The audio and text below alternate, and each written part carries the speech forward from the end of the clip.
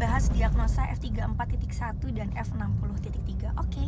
Yang pertama F34.1 itu diagnosis untuk distimia, jadi gangguan depresif menetap.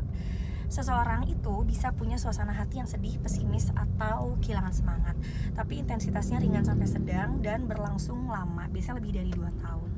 Ada ciri khasnya. Yang pertama, biasanya moodnya rendah hampir setiap hari, terus energinya juga rendah, rasanya lemes, malas ngapa-ngapain, cepet capek gitu ya, cepat lelah, kurang percaya diri, tapi masih bisa menjalankan fungsi sehari-hari. Nah, bedanya sama depresi mayor apa? Jadi bedanya gejalanya lebih ringan, tapi kondisinya kronis sama menetap gitu. Dan banyak orang yang hidup dengan distimia tapi nggak sadar karena udah kebiasa gitu, ngerasa hidupnya ya memang berat terus, seperti ini terus gitu.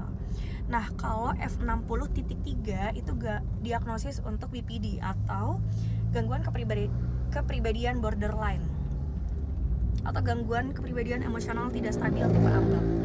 Jadi energinya tuh fluktuatif dan intens, takut ditinggalin secara ekstrim, hubungan interpersonalnya juga naik turun, impulsif juga, kadang ada nyakitin diri atau belanja berlebihan atau melukai secara emosional gitu ya. Terus identitas dirinya nggak stabil.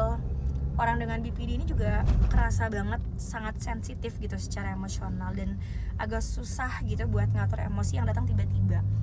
Dan biasanya memang butuh support untuk jangka panjang. Ada terapi psikologi seperti DBT atau dialectical behavioral therapy. Atau kalau misalnya mengganggu ya bisa diberikan obat juga. Nah, kalau misalnya dua diagnosis ini muncul secara bersamaan, bisa jadi memang ada suasana hati yang muram, yang sedih gitu ya, dan stabilnya rendah dalam jangka waktu yang panjang distimianya, tapi juga disertai dengan regulasi emosi yang sangat labil dan reaktif secara ekstrim gitu, atau borderline. Tapi ini bukan sesuatu yang menyeramkan.